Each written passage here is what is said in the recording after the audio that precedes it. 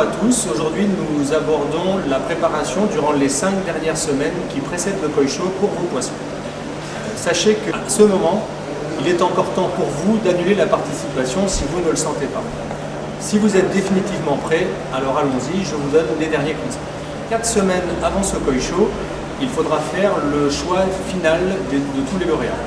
Mais à ce moment, ne les pêchez pas, faites le choix devant votre bassin, vous coupez les bulleurs, regardez vos poissons, prenez du temps pour les évaluer et faites votre choix final avec, comme je le disais lors du premier tutoriel, faites votre choix en conservant 1 ou 2 remplaçants éventuels. Prenez une attention toute particulière à choisir des poissons dont les qualités premières sont importantes dans les familles que vous choisissez. Je vous donne un exemple. Si vous pensez présenter un Chagoy Ginrin, veillez à choisir un Chagoy dont le Ginrin sera vraiment parfait, puisque dans les variétés Ginrin, l'aspect Ginrin est très important. Si vous choisissez un poisson de la famille des poissons métalliques, il est important que ce poisson ait une qualité de peau très élevée, avec un lustre parfait, sans transparence, etc. Si vous choisissez des poissons unicolores, les Kawarimono par exemple, veillez à prendre des poissons avec des bodies parfaits, puisque ça va être le premier critère de jugement. Un bel écaillage, un beau maillage, et puis des nageoires parfaites. Dans les Gosanke, veillez à choisir des poissons qui ont une très belle qualité de blanc. Ça c'est très important pour les poissons de la famille des Gosanke, et puis aussi les Shirotsuri, les Shirobeku. Voilà. Pour toutes les variétés, dans l'ensemble, veillez à ce que la morphologie de vos poissons soit très bonne.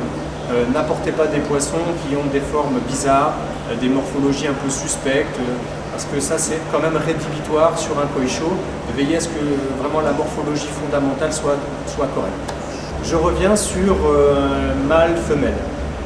Lors du précédent tutoriel, je vous expliquais qu'il vaut mieux éviter de choisir des mâles et des femelles et de les mettre dans le même bassin. Donc à ce moment de la préparation, veillez à ne choisir que des femelles ou que des mâles si c'est possible, ou alors prenez bien 2 bassins. Autre conseil, dans votre bassin vous avez peut-être des sujets plus peureux que d'autres ou plus sauvages. Évitez de sélectionner ces poissons puisque ce sont des poissons plus à risque que les autres. Vous pouvez les abîmer en les pêchant, en les emballant, mais durant le week-end aussi ces poissons peuvent sauter, s'abîmer ou alors vraiment stresser. À ce moment de la sélection, vous devez évaluer la taille approximative de tous vos lauréats, l'additionner et puis contrôler que vous puissiez bien rentrer tous vos poissons dans le bac. Donc sans les avoir pêchés, à vue d'œil, estimez à plus ou moins 5 cm la taille de vos poissons. Et puis faites votre sélection en fonction du remplissage de votre bac avec toujours 1 ou 2 remplaçants.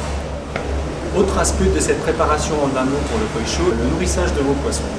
4 semaines avant le koi cho, vous pouvez encore nourrir vos poissons, mais à ce moment-là, évitez d'utiliser des aliments qui vont forcer le rouge des poissons. Tous les aliments dits colores, dits praides, etc. sont à proscrire puisqu'ils vont rendre la peau de vos Gosanke beige, va avoir un effet réellement contre-productif. Utilisez plutôt des aliments neutres, voire des aliments qui quelquefois peuvent améliorer la qualité des blancs, comme le Pure White de chez Saki. Les larves de ver à soie, quelquefois aussi, permettent un peu un blanchiment de la peau, mais c'est à vérifier, et les températures dans votre bassin ne permettent pas forcément d'utiliser des larves de ver à soie qui sont très protéiques. Donc utilisez plutôt un aliment neutre 4 semaines avant le koi cho. Ce nourrissage va s'arrêter 15 jours environ, 15 à 10 jours avant le koi cho. 3 semaines avant le koi cho, vous pouvez donner un aliment enrichi en vitamines pour améliorer les défenses immunitaires de vos poissons. Il existe pour ça dans le commerce différents aliments préparés avec un mix vitaminique. Vous pouvez aussi acheter un complément vitaminique à mettre sur l'aliment comme le Vitaspray, le Vitamix, etc. Cette alimentation enrichie en vitamines peut durer 8-10 jours et se situe dans la 3e semaine approximativement qui précède le koi cho. Nous sommes maintenant 2 semaines avant le koi cho. Il faut maintenant penser à arrêter de nourrir vos poissons et les mettre à jeun. Donc, cette période de jeûne va être plus ou moins longue en fonction de la température de l'eau de votre bassin. Dans le cas d'un bassin où l'eau se trouve à 16 degrés, sous les 16 degrés, arrêtez 2 semaines avant le koi cho de nourrir vos poissons. Si la température du bassin se trouve au-delà de 16 degrés, au-delà de 17 degrés, À ce moment-là, on peut raccourcir la période de jeûne et on peut faire jeûner les poissons seulement sur les 10 derniers jours. Il est intéressant aussi durant cette période finale de jeûne de refroidir légèrement la température de votre bassin si vous le pouvez. Si par exemple vous avez de l'eau via un puits ou si l'environnement vous le permet, essayez de refroidir légèrement le bassin, si possible jusqu'à 14 degrés, puisque durant le koi chaud, très souvent, la température des vagues va être aux alentours de 14 degrés. Autre aspect très important de cette préparation durant les 15 derniers jours, la propreté du bassin et la propreté de l'eau. Et que le fond du bassin soit très très propre aussi, dans la mesure du possible dépourvu de vase, si possible d'algues, puisque cette charge organique, le poisson va continuer à s'alimenter. Donc si vous pouvez nettoyer votre bassin, avoir vraiment une qualité d'eau très très propre et vraiment être dans un univers très très clean durant ces 15 derniers jours, vous allez vraiment améliorer la qualité esthétique de vos poissons. Un gros coup de nettoyage donc de votre bassin et de votre filtration 15 jours avant le koi chaud sera un vrai plus pour la qualité physiologique et esthétique de vos lauréats. 2 ou 3 jours après la mise à jeun de vos poissons, vous pouvez passer à une étape importante, une étape cruciale de cette préparation. Il s'agit de la pêche chez chacun des poissons. Vous les anesthésiez, vous faites un petit check santé sur le poisson, un petit frottis, un petit examen visuel complet du poisson. Ça vous permet aussi d'évaluer sa qualité esthétique dans un bowl, quelquefois dans le bassin on ne le voit pas très bien. Cette manipulation vous permet aussi de mesurer le poisson très précisément, c'est important. Autre aspect, le sexage du poisson. Je vous parlais un peu précédemment de l'aspect mâle-femelle à séparer. Le sexage peut être fait à ce moment-là, en particulier si vous avez anesthésié vos poissons.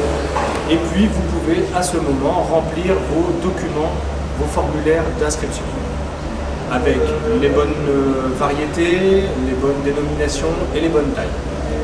C'est le moment aussi pour vous de faire une belle photo si l'organisation le demande. Et puis, comme je vous le disais précédemment, ayez toujours en préparation 1 ou 2 koi remplaçants pour le koi chaud que vous photographiez, mesurez, sur lequel vous produisez le même travail que pour les autres.